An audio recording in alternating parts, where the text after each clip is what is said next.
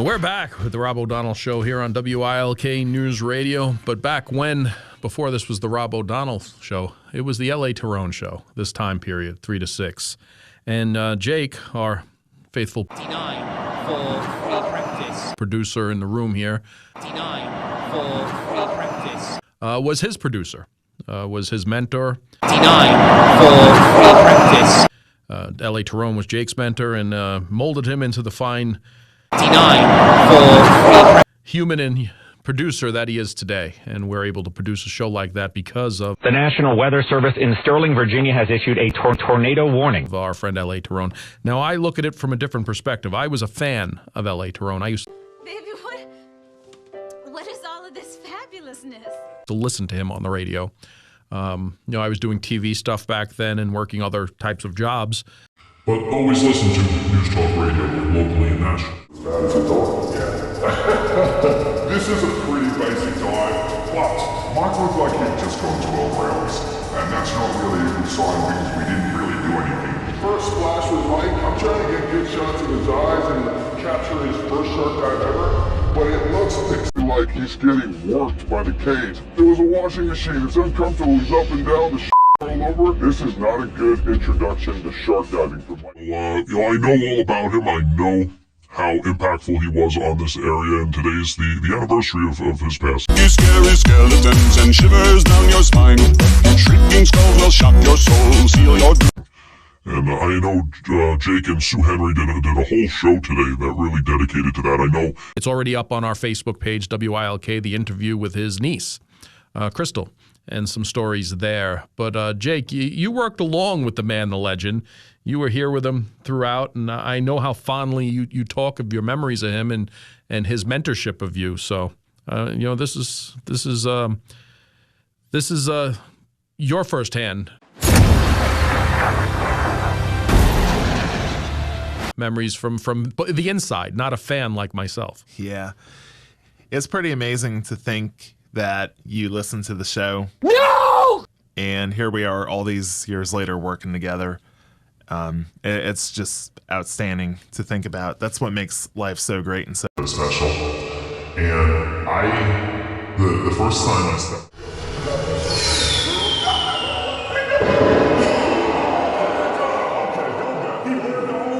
was in fall of 2011 doing my internship. Obviously, I guess I impressed them enough that they offered me a job at the end of 2011. And I vividly remember when I started here, it was the year that I was graduating from Misericordia. And I was here on Saturdays. LA show was on Sunday afternoons. And one of the great people that I enjoyed working with so much the first few years that I was here at Odyssey was Kathy Donnelly. Kathy Donnelly was an absolute riot to work with, to learn from, and she would be here on Sundays, and I still vividly remember it was Thanksgiving weekend in 2012. She wanted to go visit her children and asked me if I could come in that Sunday and produce her own show, and I said, of course, absolutely. And I had no idea what these next 5 years were going to be like. And my first vivid memory of LA was where you're sitting at right now. He wouldn't sit. He would just stand up the whole time. I was going to say that. He had a little different style here. He would stand up with his jacket in front of the microphone and waving his arms. Yep. And I could picture it. Just listening to him as a fan, I pictured it. And I could still vividly remember that particular day. It was a white San Francisco 49ers sweater from the 80s. I thought that was like the coolest thing in the world. Obviously, as they had such a huge game that day, 425 game on Fox against the New Orleans Saints. And I vividly remember the sweater. I vividly remember the black coffee.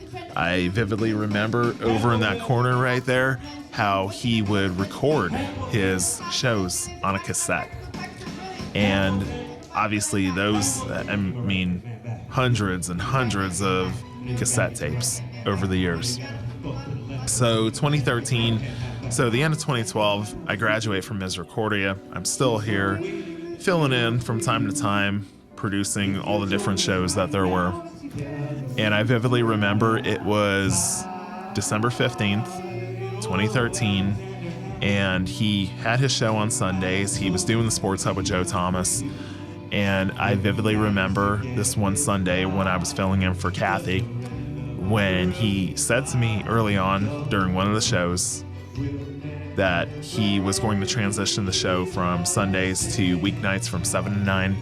And he said, I want you to produce my show. Again, a 24-year-old kid, still trying to prove myself at that point, to know that this man was heavily involved in local media, whether radio, television, newspapers, the list goes on, and author of a book as well. We were here once back in 2006 talking about his hometown of Hazleton and how much pride he had in that city. I was completely floored to think, wow, this man believes in me. It was outstanding. It was just remarkable to think, obviously, 34 plus years of experience, and he's asking you to produce this show. And obviously, we formed a very special bond, very special friendship. And I could vividly remember so many times where he would thank me for the show. And I could remember times when I would have to come in here early in the morning to fill in for other people, and he would be pretty bummed out whenever I would have to do the morning shift, and I would be off later in the evening. I also vividly remember it was in the newsroom in November of 2015 when he told me that he was diagnosed with lung cancer. And what I take away from that was, I mean, here he was in the fight of his life, and he showed up to work just about every day. The only days that he didn't was when he had to go to Fox Chase for his treatments. And I remember that as a fan listening. Yeah. He would talk about it. He was open with it, which was good. Yeah. Because it brought that awareness to people. It brought the human side of fighting that battle to everyone. And you can hear it sometimes, and other times, where he wouldn't. You could tell when he was feeling good. For sure. And then you could tell when he was tired, and it was getting the best of him. But then he'd come back, after getting some treatments, and he'd be back at it again. Oh, yeah. And it was just such a great time in radio, and that's why he kept the listener's ear through all that. That was such a huge inspiration for me. That was such a life lesson right then and there, like I talked about. I mean, to be in the fight of his life, and it's going to be a challenge. To be that dedicated and that passionate about. And the other thing is, so 2015 was about the time that the Sports Hub had disbanded.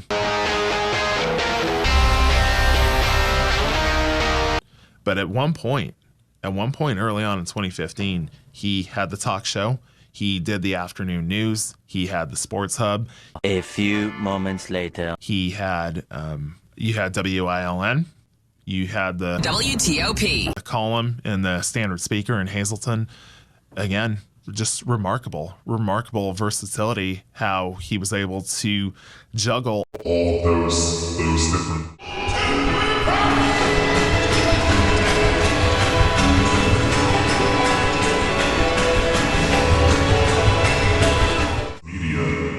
while battling lung cancer.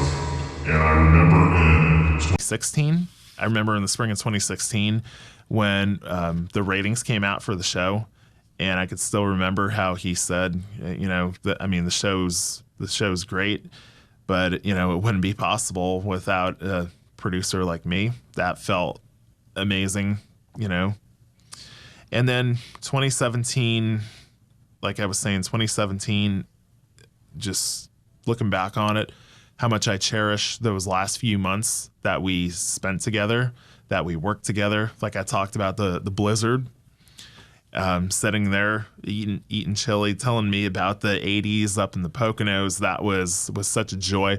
I can vividly remember sitting in his office when the show would finish at 9 o'clock, and we'd be sitting in his office 9:30, almost 9:40 at night, talking about so many different things, whether it was politics, movies, sports, music.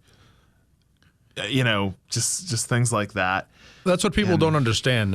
Jake is my numbers guy. You want to know something about sports, you want to know statistics. Literally, I'll give him a phone number 8 months ago, and he doesn't need it again. Like, I remember that number from that person, like a guest on the show. He just knows the number. He saw it once. Like Tommy's, for instance. Yeah. And, L.A., he was the sports numbers guy. He was car guy. He was a music guy. Like, that was his recollection. He just knew everything with the back of his hand. And that's one of the things that I loved about it, listening to him talk, because, he would get on those tangents about any of those topics, and it was his wheelhouse. Oh, yeah. And I remember the interesting thing is, I even remember this was back in 2016, and it was the Thursday night game between the Oakland Raiders and the Kansas City Chiefs, and we finished up his show. And we were sitting in the studio right there watching the first half of the game before both of us went our separate ways. And I went back to Nanny Coke and he went back to Hazleton. And, April 28th of 2017, little did I know, little did he know, little did anyone know that would be his last show. Obviously, by then, unfortunately, his condition deteriorated. But like I mentioned on Sue's show, from June 17th to June 25th, when he passed away that evening in Shaytown, cherish it forever. I will cherish it forever that I got to spend time with him. My parents, my mom went with me on Father's Day. My dad went a couple times as well. And the three of us were there that day or that afternoon when Paula had texted me that obviously things were looking very, very bleak. And sorry. And I just remember. Well, it was bound to happen sometime today. I just remember before I left that day, I think we left about like 2:00 or so. And I thanked him. I thanked him for believing in me. I thanked him for obviously so many great memories and so many great lessons that I will, as I said on Sue's show, carry with me the rest of my career and the rest of my life. And as you should, it's part of you. It's progressed with you. Yeah. I mean, it's why you're so great at what you do now, and I'm so appreciative of you because of that friendship and bond you had with him, that dedication that you saw to radio that you carry now yourself. So it just and one of the best, and I know it was brought up on Sue's show, but I mean, everyone kind of remembers Terrone for his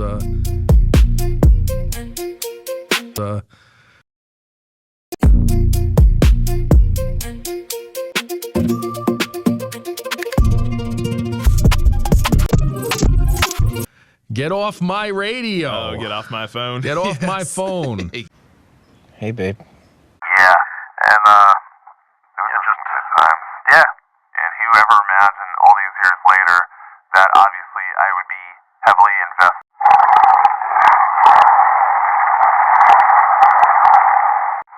And one last thing out of all of this was, it was in February of that year.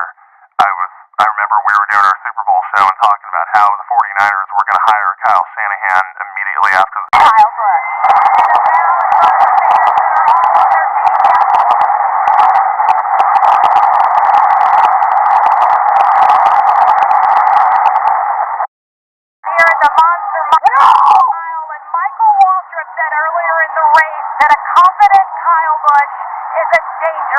Kyle Busch, your 69th victory. No! What the fuck? I mean, hey, here we are 9 years later, and who's the coach that I've talked about a bunch over the past, I would say, 2 or 3 seasons? Kyle Shanahan. It's just funny how that all works.